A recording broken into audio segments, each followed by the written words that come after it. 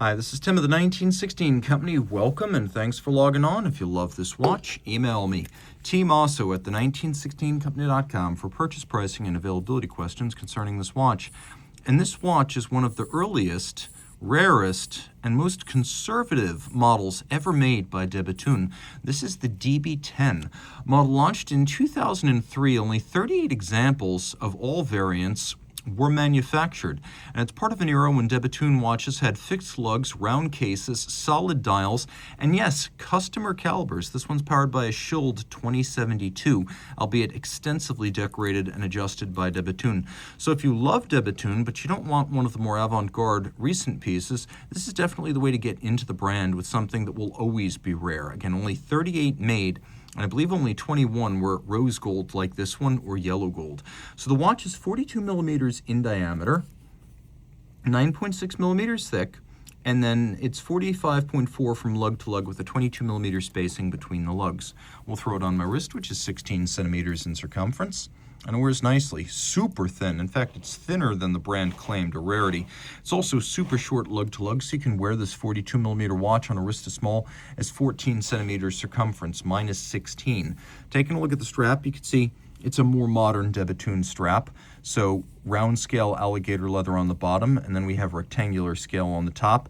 It's a sort of medium brown with a semi-gloss finish, edge that is sheer cut and lacquered for refinement with a monotone stitch, and then curved spring bars so there's no impediment to the motion of the strap against the case. The watch features a simple pin buckle. As you can see, it is made of rose gold to match the watch. And then the case is simple. We have lightly stepped out lugs in profile with the ogival or torpedo tip ends that have remained a styling hallmark of the company to this day. We have an unbranded crown, because that's how Bethune does crowns, always modest and historically oriented, and historically crowns were not, and by that I mean like pre-1950, crowns were not generally branded. The dial features a handsome sort of rosette guilloche surrounded by what can best be described as a vague, wave, or maybe écaille de poisson, fish scale, but it is a double-cut guilloche dial, simple, vertically arrayed, stylized Arabic numerals in a very dark print on the silver-white base. You can also see we have leaf or fouille-style hands for the hours and minutes and a counterweighted lancet-style seconds hand.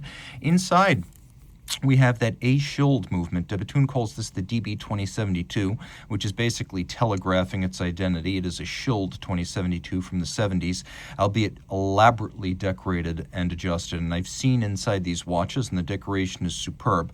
But this was an era before Bethune was making its own movements. And just as brass movement FP Journe is highly collectible, customer caliber Bethune is considered to be sort of like Bethune's version of brass movement Journe. Now, the movement is automatic winding. I should probably wind it up all the way. It doesn't have a long power reserve, but it's an automatic winder with a 22-karat mass installed by Bethune. 3 hertz beat rate, 20 joules, 36-hour power reserve, so you're going to want to wear it every day or wind it on a regular basis. And again, it is fully adjusted and embellished by Bethune. It is not a hacking movement. That's not a feature of this particular version of the Schild 2072, and the watch is 30 meters water resistant, or at least it was back when it was made. I probably wouldn't test the theory. Certainly don't submerge it. It's what you would call new vintage by the standard of the watch industry. And again, with only 38 made in every variant of the DB10, you're not likely to see another one. Highly collectible, broadly likable, and very conservative in its aesthetic. This is for those who maybe collect Journe, Moritz Grossmann, Carré Vaudelin, and want something that is simple and stripped down from Bethune, and very, very rare. So if you love this watch, please reach out to Team Mosso at the1916company.com for purchase and pricing details.